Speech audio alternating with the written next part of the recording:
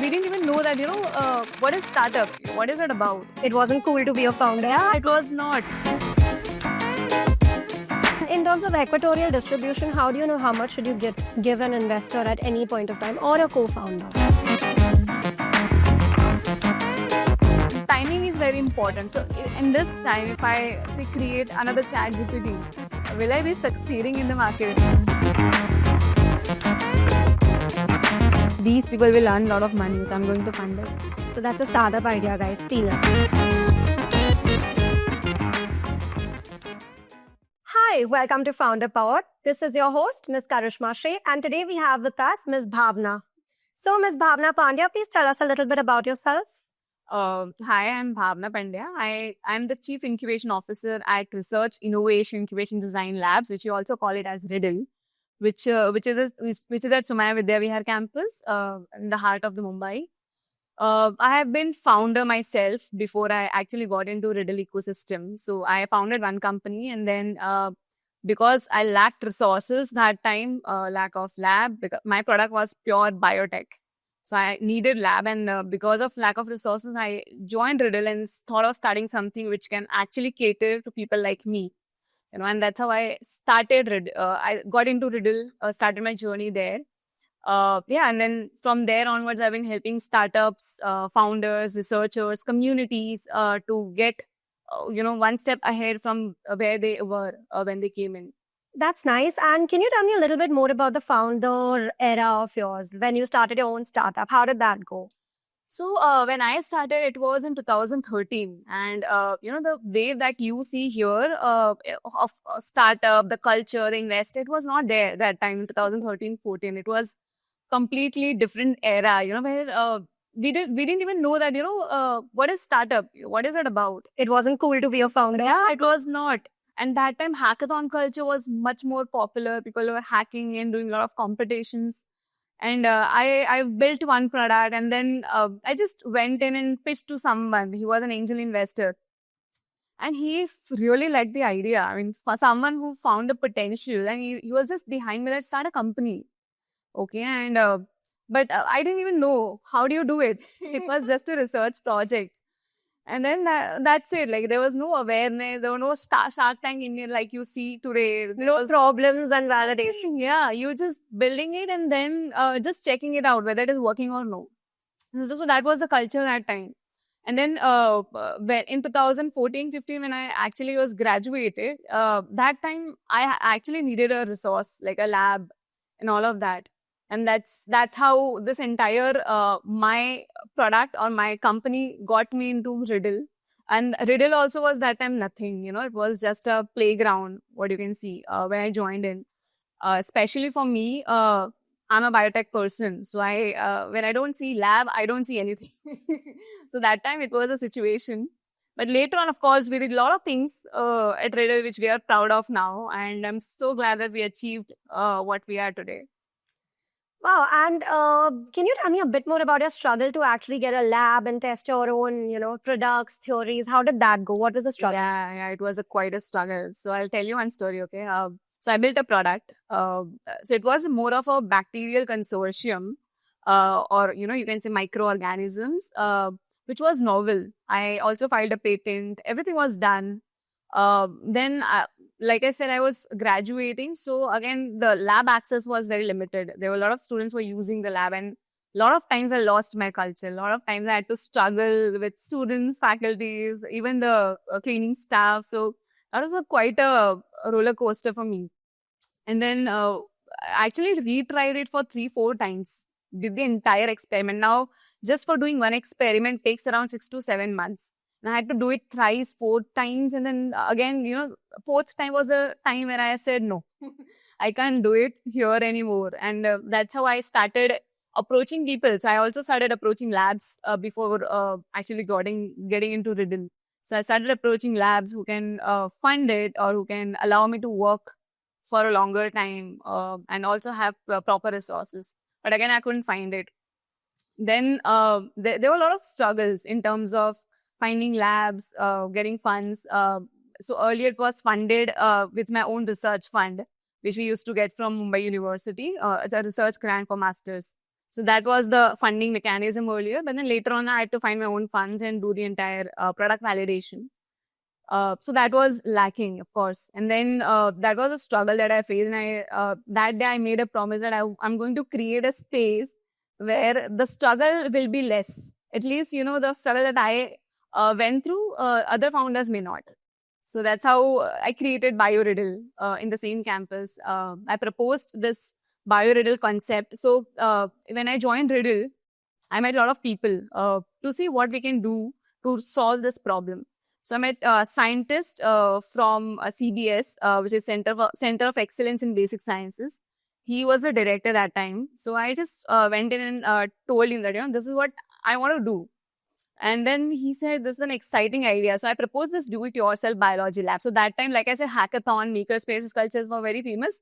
So I was just going through the net and I found that there's similar concept exists overseas for biologists, which is called DIY Biolab. And that's how I realized that this is it. Like, this is what I want to do, where people can come, collaborate, learn, and then also build products. So that's how I came up with DIY Bio Culture. And I reached out to one of the very first founder who actually started the very first DIY Bio lab in US. So I just emailed him, that I want to start this. I just want to understand all the pros and cons before I get into this deeply. So he remotely told me a lot of things about it. So they were the very few labs who actually survived because these community labs or do-it-yourself biology lab, they are kind of self-funded. It's very difficult for them to survive. So then the person's name is Tito Janikowski.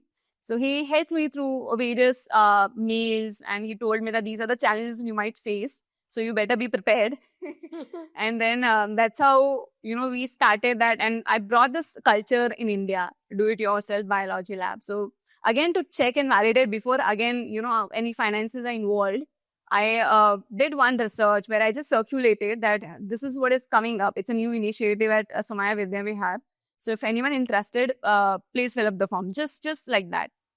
And then there were around 100 people who filled up the form. And I was so happy that, this exists. It's not just my problem. It's problem with everyone. Like, whoever wants to try this, they don't have a space.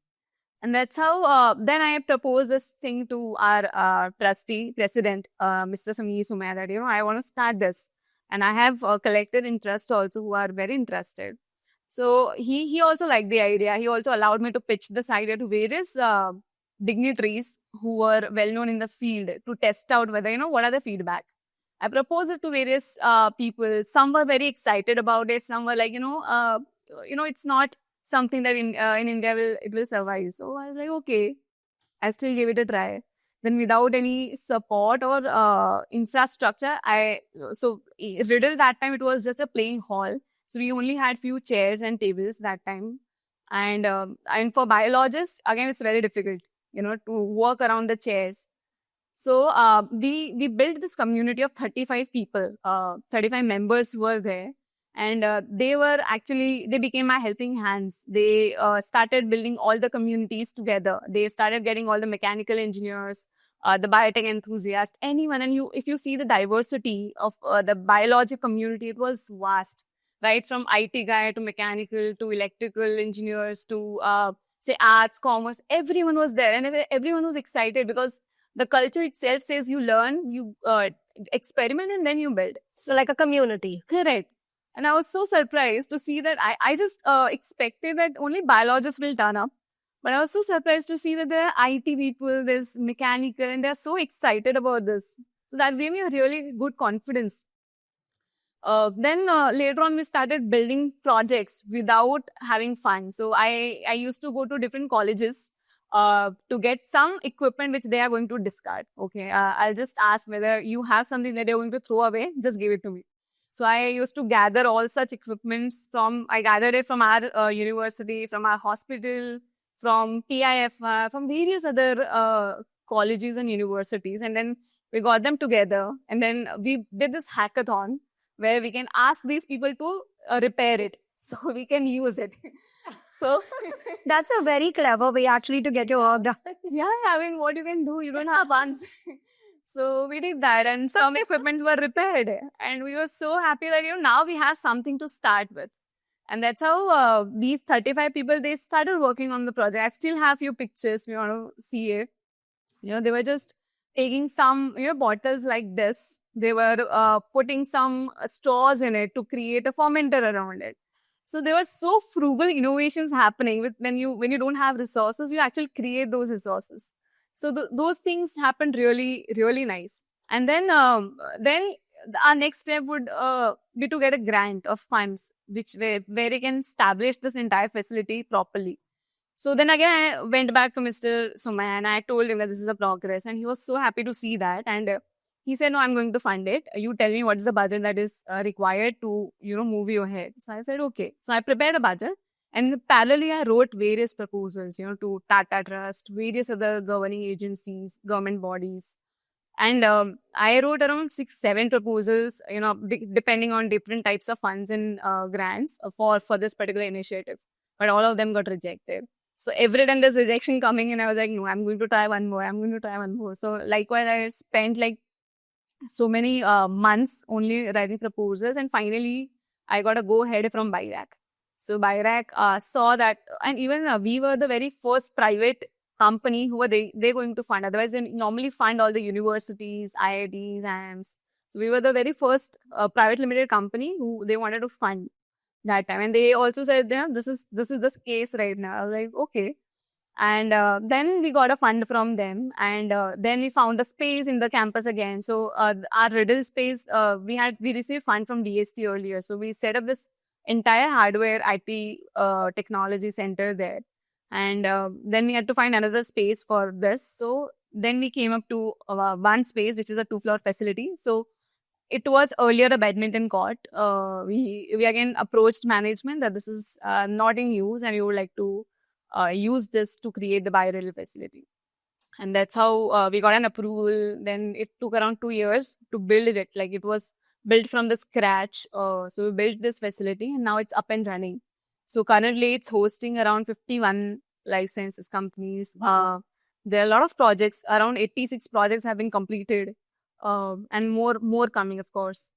So, and we also built a community around it. So we don't want to, be in the silos. We want to work in collaboration. And this collaboration only got me here, from the very day one. So that's how we, started approaching people, and we created a Darwin community, which is an international conference where, again, we brought back a lot of researchers, scientists, everyone on the same platform. So, and I also saw, I've attended a lot of conferences, technical conferences in India, and it's very technical, as a person or as a layman, you won't understand a word. But I've also attended a conference in US, in Europe.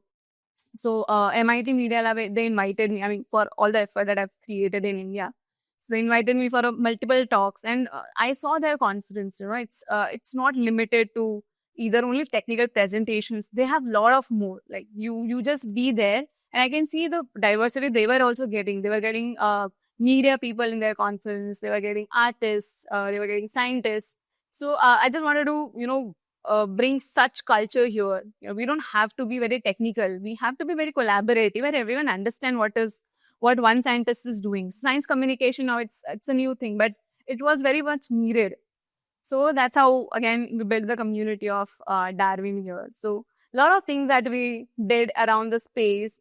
This was my personal passionate project, I would say, which I wanted to bring in. And this is creating good impact, I would say. You actually paved the way for so many to, kind of test their own product, make use of such labs that wasn't there initially. Yeah. So, owing to the fact that, you have been a founder from the beginning, can you tell me the difference in starting a company today versus starting a company back then, the advantages and disadvantages? So I would say there's a lot of advantages now. Earlier, like I said, there were no such awareness. There were no such grants, funds, which you get like anything now. There are a lot of government bodies who are giving funds, grants to support these ideas, companies. Back in 2013-14, there were hardly few grants which were available. There were no such awareness. There were no such, lot of incubators or ecosystem that can support you. It's a very big difference. So when you start there, it's very difficult. But now it's very easy, you have all the ecosystem ready for you. And this is one advantage. Secondly, so earlier you just don't get any tax exemptions or you don't have any benefits there, but now you have. Startup India. Exactly, like, Startup India, they're giving you a lot of things. So, big difference. Now it's very comparatively very easier to start a company, work on the ideas, and do a lot of developments. Back then, it was comparatively difficult. But don't you think that also sort of creates an entry barrier? It prevents saturation. Yeah, that is true. I mean, not everyone would have started a company back then. But then in India, as a developing country, we really need more and more such companies popping up. So they can create more employment. As they're growing, our population is also growing, right? And even when I started, I also tell this to all my classmates, my juniors, that you don't have to become an employee. Just become an employer. And that's what we need. If we don't have the startup environment, where we'll get the job? All the companies, big companies are already saturated with number of limited employees. They don't have space. So either you try and become an employee for someone else, or you become an employer. You build something and give employment to someone else. So that was the motto. But yeah, I mean, entry barrier was very high that time. People were not ready to take risk. Everyone was very much responsible to create their own income for their household. So now they have that freedom. Parents also understand that, take at least 2 to 3 years, do something of your own, and then if you like, then you go back to become an employee. But they give that edge now to all, or everyone wants to start something. And for someone who's actually interested in bioengineering and these sort of sciences, what do you think is the beginning? What is the sort of checklist they need to kind of, think to themselves before they go ahead and start setting down a foundation? See, bioengineering has always been there. It's been there since ages. But now it's popular. Now it has become popular because of a lot of trends, like a lot of technologies came in. Again, if you go outside, it's very common. Every other person can do it. Even non-science background person can also do it. Here in India, the restriction barrier is very high because for doing this entire kind of experiment, you need to order certain media, certain reagents. And it takes a lot of time, and it's very expensive in India. And in US, it's there in abundance because there's a lot of companies who are producing it at a very comparatively cheaper cost than India. Like, I'm not comparing currency here, but their comparison is very easy. They get it in a day or week. Here we have to wait for months and months to get these materials delivered, and also it's very expensive. So the fund is also limitation here. But if they really want to start off learning bioengineering, there are a lot of videos available online. So there's some course also which is called as Synthetic Biology 101. So they can just start. So if you see curd at our home, curd is the first step. They have that bacteria which we require, our gut requires. So the very first experiment starts from there. So they have this entire catalog of 101 experiments that you can do and learn this bioengineering. And we also have, of course, in our lab also, we have certain programs, certain projects that you can do. So we allow anyone who wants to do experiment. So we allow them and we connect them either to our existing startups who require such help, or they can start their own project there. So according to you, is there a difference, in being a founder in any other domain or sector compared to in bioengineering or any, sciences? See, if there's hardware or software, it's comparatively easy. And in bio, the gestation period for developing the product is higher. So even in our incubation center, we have divided these startups into different categories. Like even if they enter at the same time, but we know that the graduation period is going to vary. So for software, we give them around 1 year of time so that we know, the software making is not very difficult. They can do it, they can make it. They require time, which they can put in, but it's up to their speed, For hardware, again, up to their speed, how fast they can make, how fast they can test, and how fast they can validate. But for biology, everything takes their own time. So growing a single bacteria takes 24 hours to 48 hours. Then putting some other external genes into the bacteria, that will also take an entire process, which will take a week of time. So even if you put everything here, like 24 hours, 48 hours into the Excel, you're not going to get a result very soon. You're going to get a result only at there's certain time and period. But in hardware and IT, of course, it depends completely on their speed. How fast they can make it, how fast they can deploy it, and how fast they can test and fail or succeed. It's up to them. But biology has certain limitations because it is dealing with natural organisms, allowing them to grow at their own pace. We can't escalate their growth. So, a lot of difference. That's why for our incubation center, biotech startups, we give them around 5 years. Hardware startups, we give them around 2 to 3 years. And for software, we give them around a year. Of course, after that, also we evaluate and see where they've reached, whether they're at a stage where they can graduate or they need some more time, or we also find whether they are actually doing something or not. If they're not doing anything, then we just tell them bye. We don't have resources to support startups who are not willing to work on the product and take it ahead. But isn't that equity that you're wasting at the end of the day? See, if the founder is not working, then it is again going to be a waste. So It's a ship anyway. Correct, yeah. So if we say buy now or if we say buy later, it is going to go waste. So we just save time there. And say buy to at a very early stage. Even if we find that founder is not doing anything, nothing is working out, we first talk to them, of course. We understand whether the challenge is real, whether their founders are working, they're hustlers, and everything is not working out in favor of them. We have supported failed founders also, twice, thrice. Because we see that they are hustlers, they have done work, but maybe some regulations didn't go their way, or testing didn't go their way. So there were some challenges that we also understand as a founders. But we also understand, who's making real effort and who's not. So, and since, like I said, we have very limited bandwidth to support founders. So we just want to make sure that we support the right kind of founders.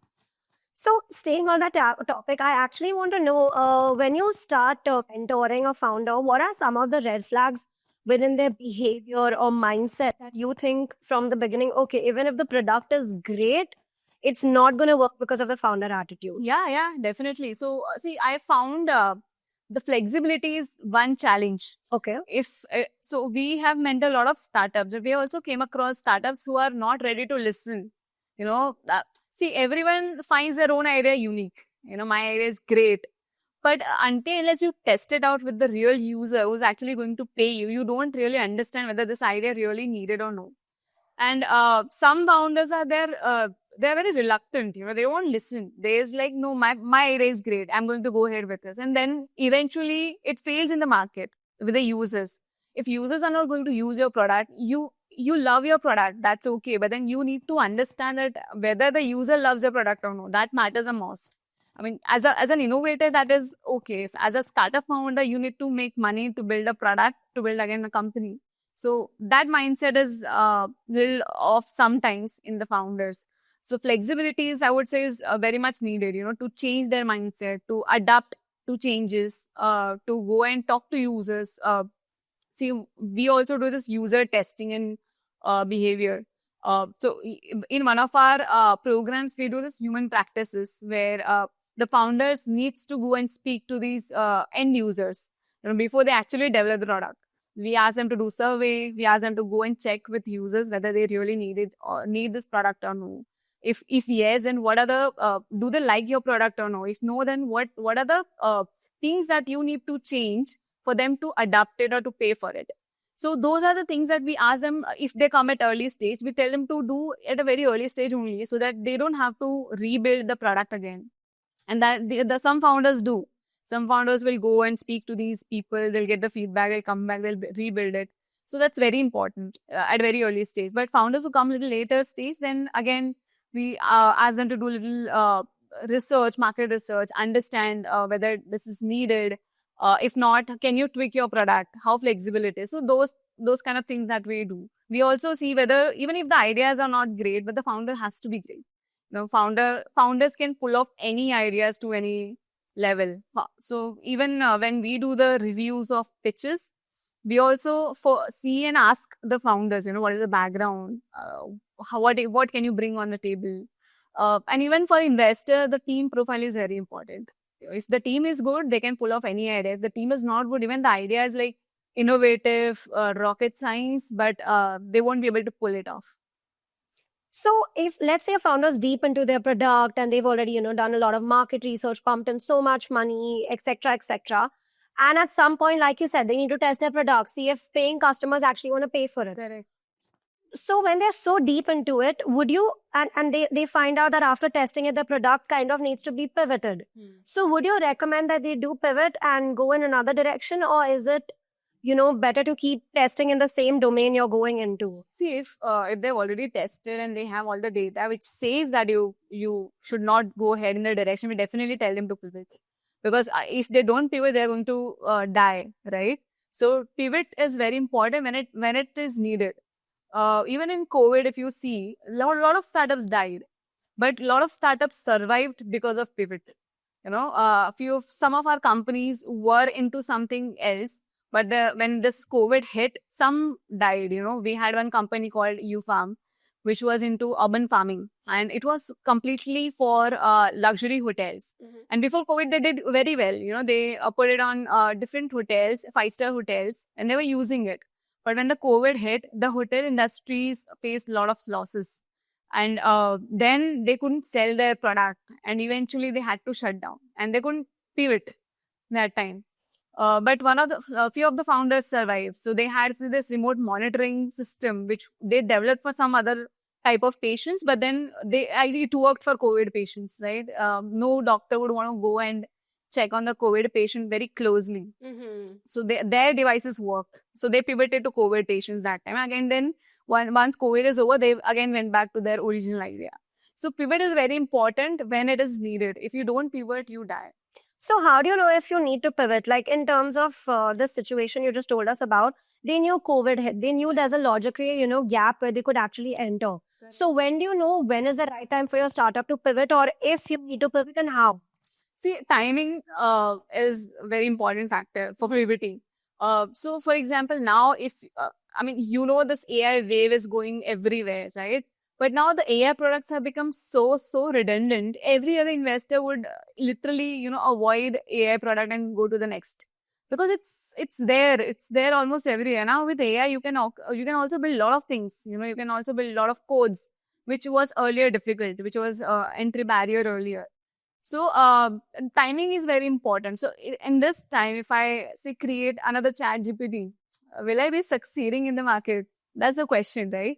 But in this, currently, there's this deep tech, biotech, climate tech. It's very much in trend. People are looking for solutions. People are wanting to pay for or investing into these companies. So if I had this my biotech product would have been better fit now, this time, right? So timing, I would say, is very important. So you need to evaluate and assess whether the timing is right for launching the product. Like I gave you this COVID example. If in COVID example, I would have launched a food product, it would have been failed, because the entire supply chain logistics was shut. Only it was allowed for some essentials. If I come up with a new innovative food product, no one is going to buy, even if it is very lucrative that time, because it was all about essentials and need. And buying power was very low at the time. Correct. Yeah. A lot of people were losing their jobs. So timing is very important. It's all about if you pitch your product at the right time in the market, it is going to go like a rocket. If it is not, then the timing is not perfect. Can we touch base a little bit upon co-founders? Can you tell me a little bit about co-founder relations and, kind of warnings that you give out? Were you a solo founder, or did you have I was a solo founder that time because, like I said, I was just building it out. So I was looking for a founder. I had one founder, in fact. So he was from the management background. So we needed this business technical combination. So he was there.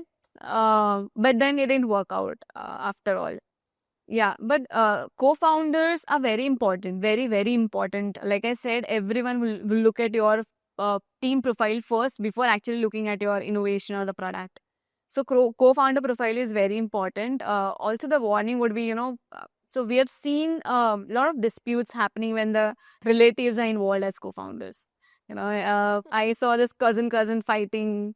I saw some uncle nephew fighting. So there's a lot of disputes happening around. But if you find the right co-founder, of course, there are going to be disagreements. There are going to be something that you are not coming on the same page.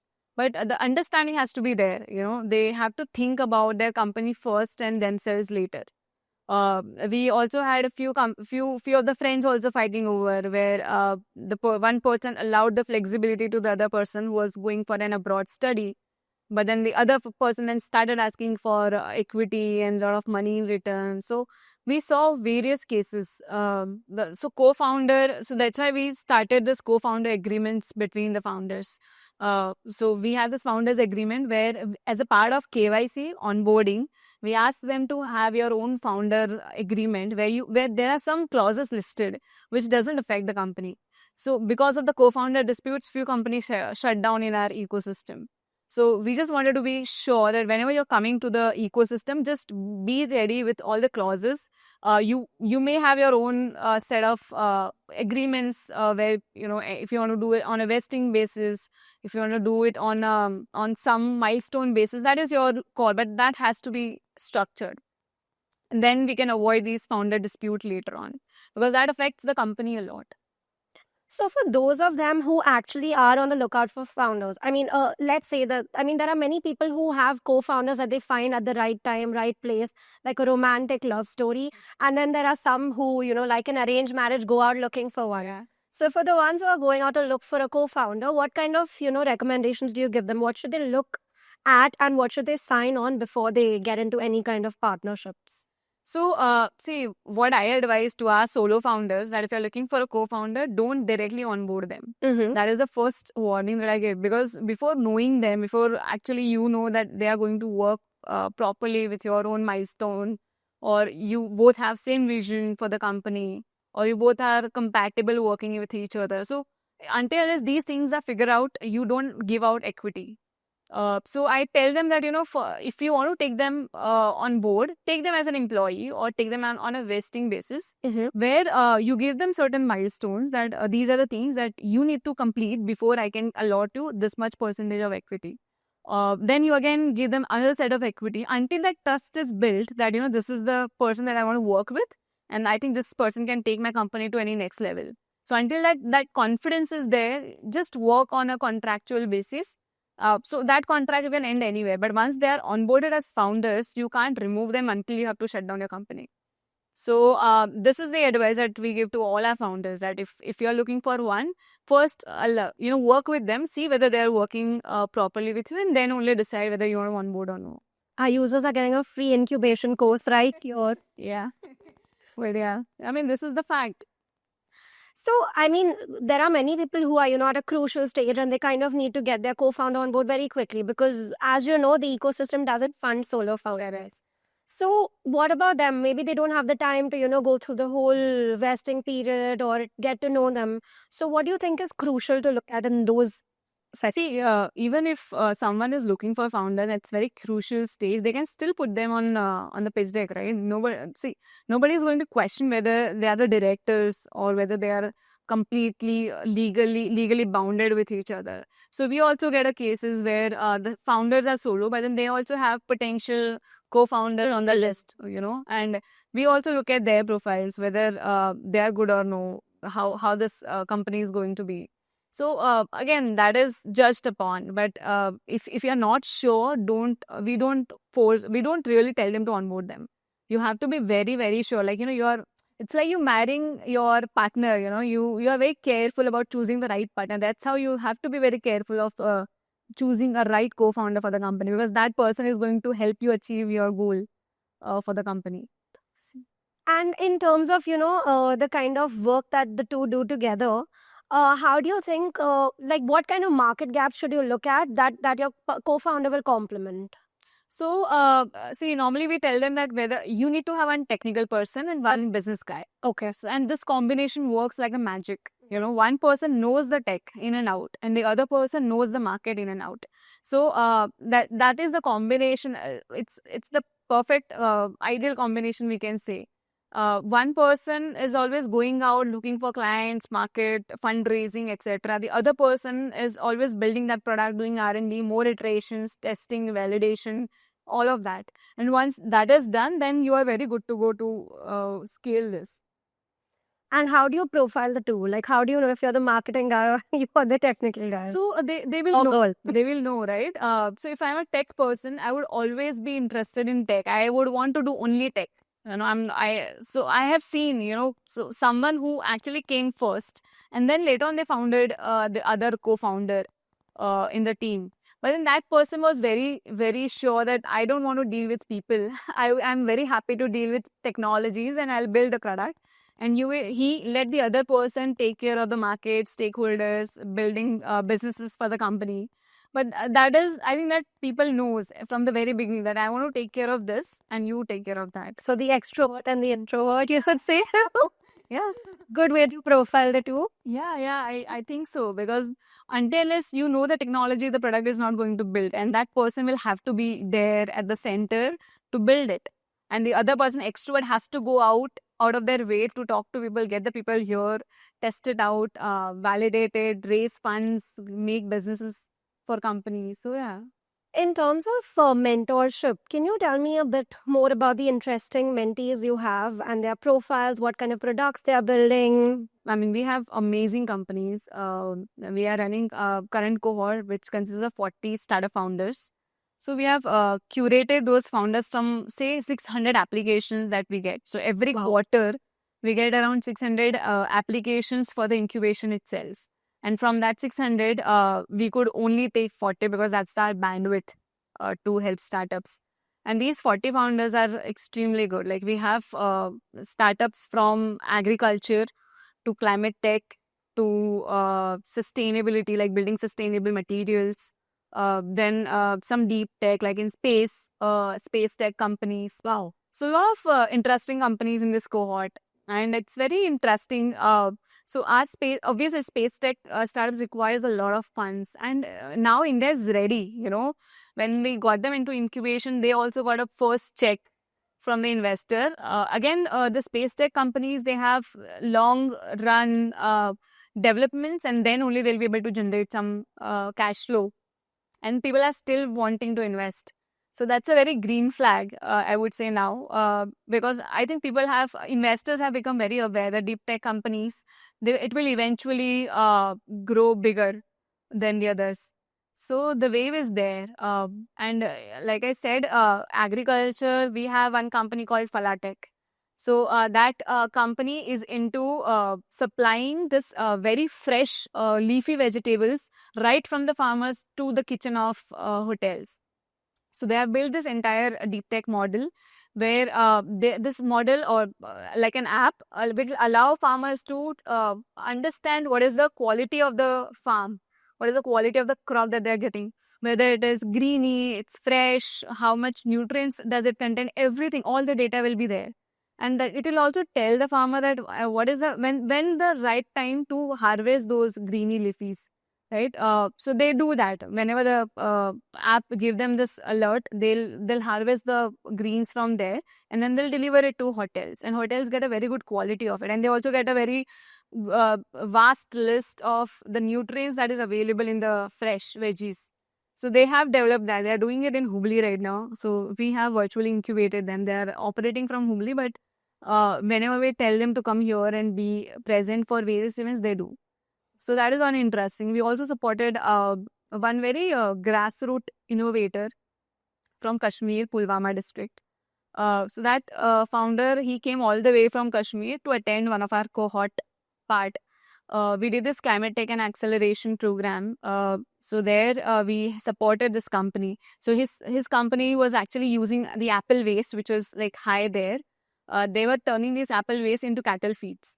And he was, I think, he's one of the very early entrepreneurs from that region, because the ecosystem is still not there in Kashmir. So we supported him with grants that we had. With the grant, he built the factory there in Pulwama. And now he's giving a lot of employment to other people around. He's supplying those feed to nearby regions. We're also helping him to scale from Kashmir to Himalaya regions, at least till there, because the apple waste and those kind of climatic conditions will be same there. So likewise, we are helping founders from various districts. Even from Madurai, we have an amazing company called GeoVio. So if you see Prime Video, there's this Mission Startup, which is again reality show for startups. Yes. So he is the winner of that show. So Okay. he also has a very interesting product. It's called Save Mom. Like the company name is Save Mom. Product name is GeoView. So they have built this bracelet which monitors vital parameters of pregnant women from that tribal area. So he himself is from tier 2 city. So he understood the problem really well. And for these tribal pregnant women, traveling from their place to primary healthcare center is very difficult, especially in that condition. So that is the problem or gap he identified. And then, so initially he delivered a gold bracelet to her, to these ladies. So they'll wear it like a jewelry and they'll compete with them, I'll say. Smart marketing. Yeah. But then that actually did not work for them. So when they gave it to them, and they started tracking the data, how the mothers are doing. But then they were getting some different data only. Like they were not getting the actual data that they should get. Did they pass it on to other people? Oh my God. Went back and then they checked that these husbands actually took out their bracelets, sold it off to some other people, and they were not getting data. And then they realized that they don't need this, shiny jewelry. They need something which they will keep it to themselves. They will not give it away. And that's how they came up with Rudraksh bracelet, which spiritually people are very connected. Normally in those conditions, people like to keep it near to them. So that's how they developed this Rudraksh bracelet, keeping the sensors inside. And then they were monitoring these pregnant women very nicely on the platform. And this they have already deployed in South. They are deployed in Maharashtra. They are featured in various say publications, in Forbes, in Google, everywhere. Google also has featured them. He also did a very nice, cute, short little project at home. So he just came and told me the story that we recently became a father, and when his child was crying, he didn't understand why he's crying. What is the reason? So to understand this reason, he built a model. That why the child is crying, what is the reason? So then he coded and he mapped it that whether child is crying for hunger, is it crying for some pain, or it's crying for, whether they want the diapers to be changed. So many things that he figured out, and then his model now can tell, why the child is crying. And this was also featured by Google. So they made an entire documentary video on that. So it's very, the founder himself is very interesting. He will keep on building new products and keep on launching it. So that's the founder you keep repeatedly investing in. Yes. Your time, money, everything.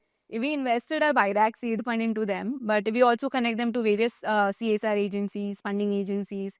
We keep on helping them, of course. They are also getting a lot of attention from overseas investors, from Indian investors. So they are doing pretty well. So coming on the topic of funding, how do you know when a bootstrap founder should shift to getting, funding, should start getting investors on board? Correct. So here, a lot of people make mistake. They just go to the investors and ask for money when they have nothing ready. When you don't have anything ready, how the person is going to put money into your company? So that is the mistake that most of the founders make. But I would say the right time for any founder to go for an investment is when they have some traction to show, when they can show some validations done, either in form of proof of concept, prototype, or at least something is done in that direction, or they have some revenue. If you have revenue, then you're going to invest it, then you have a good case. Even pre-launch waitlists would work for this? Yeah, so sometimes, of course, because they also, some investors, they don't want to take risk. Unless you have revenue, I'm not going to invest, is the mindset. But some investors would take risk from a very early stage. They'll, of course, they might take some more equity in the company, but they would put money. And they would want to see how many people have you got in the pre-list or pre-launch list. So the interest has to be there. They would at least ask the founders to go and collect that interest and see how many POs you can get or how many letter of intent you can get. So those things are important if the investors are coming at a very early stage. And in terms of equatorial distribution, how do you know how much should you give an investor at any point of time, or a co-founder? So we for co-founding team, we tell them to have a good split, and keep some percentage for upcoming investors also.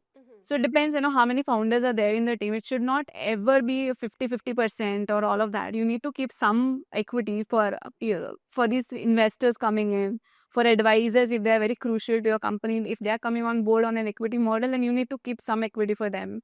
Then ESOP pool is one thing. So a lot of equity distribution, they have to think the structure wise.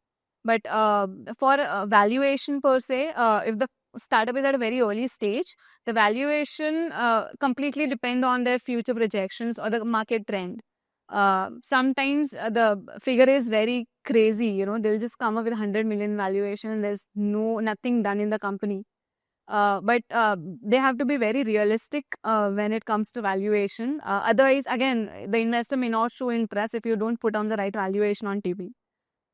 So the valuation part, when you don't have fund, it depends on the future projections or various market trends, various other factors. But if you have cash flow, then there's discounted cash flow method. There's a lot of methods, or you can also get the valuation done from the registered valuer who will give you the right valuation of your company at that time. So, of course, putting right valuation in front of investors, other stakeholders is important. And pre-seed, how do you determine valuation when you don't have a prototype, when you don't have traction? So, when you don't have a prototype, then of course you need to build one. Because, see, we don't know whether this will work or no if the technology is very new. And again, like I said, for pre-seed or for very early where they don't have traction, this future projections works well. Investor will also negotiate on it, a lot of things happens. But Because they're based on assumption. correct, these are all assumption based. So unless you have, hard fact numbers and market research, traction, proof of concept, you're not in a power to actually start negotiating for a better equity distribution. Interesting. So can you tell me about most grants that founders are underusing and how? Underusing. So I would say there are a lot of government grants. So founders are not using it to a level. These are available, but founder may not know, they don't have awareness, or they're applying it to a very late stage. So, for example, there's a Startup India Seed Fund, which is up to 20 lakhs as grant and 50 lakhs as a debt or convertible debt.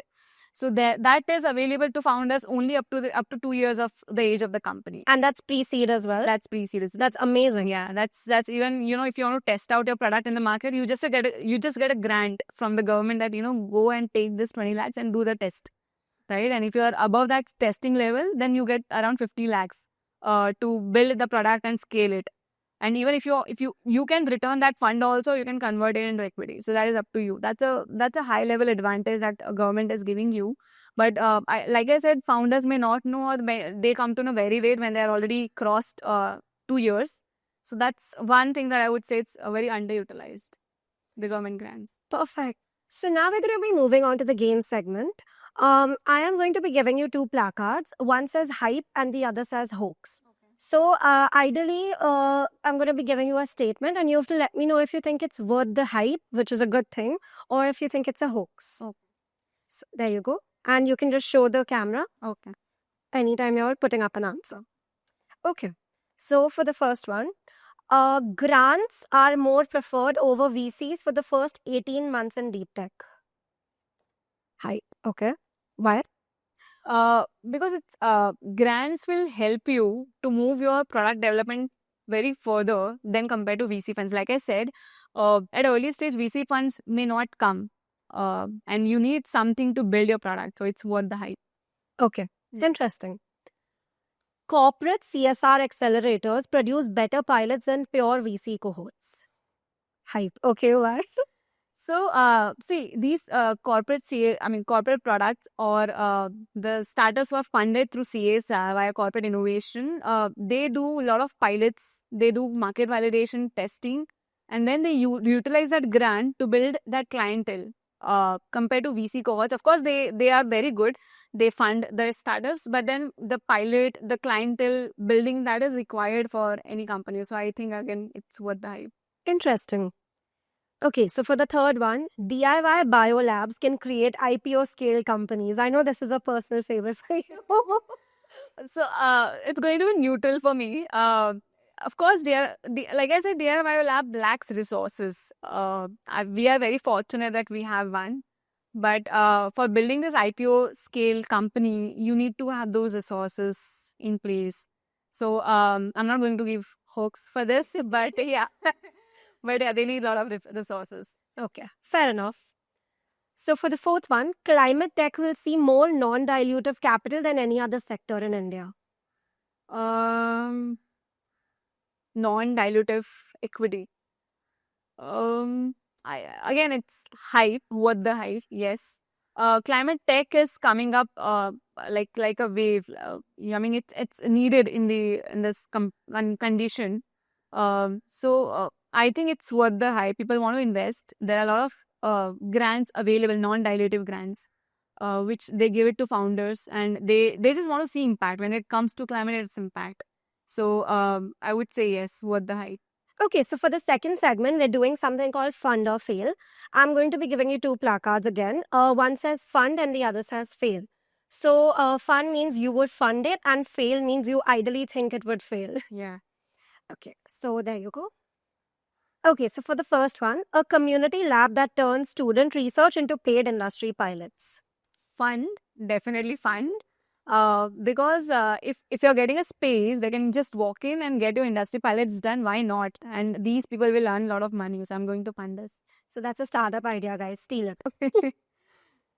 A climate tech startup that sells to farmers first and not enterprises. Fail. See, these climate tech startups, they have brilliant ideas, but the farmers are the not right audience for them. They are not someone who can pay very much to these solutions. So they are going to fail if they are going to sell it to farmers, but they may success if they are selling to enterprises instead of farmers. So here they just need to change their target audience. Yes. Interesting. Okay, so for the third one, an AI tool that drafts grant proposals for founders. Sale. It's already there. It already exists. You just type in ChatGPT and get your proposal done. So I don't think you really need it. ChatGPT has wiped out a lot of startup ideas, Jerry. Yeah. I mean, all the AI tools are gone now. Yeah, You can get your financials done in the ChatGPT. There's no space left in AI. Okay, so for the last one, a biotech materials from waste brand selling B2B to fashion. I think fund again. Like I said, it may fall in the climate tech space, and if they're developing something from the waste and creating valuable materials, again selling it to B2B brands, again who are looking for sustainable fashion materials, it's a good idea. Very good idea. You definitely funded. Yeah. So that about concludes our segment for today, and thank you so much for coming on the show. Could you just tell our audience where they can reach out, any socials? Yeah, definitely. So you can reach out to me on LinkedIn. So you can find me linkedin.com/Bhavna Pandya. You can also reach out to you can follow our pages. So it's there on LinkedIn. It's called Riddle, RIIDL. You can ping us on LinkedIn, Instagram, Facebook. We are there everywhere. So. And if you have any startup and the ideas that she claimed to fund, you can definitely reach out to get some funding. Yeah, sure. Thank you. Thank you.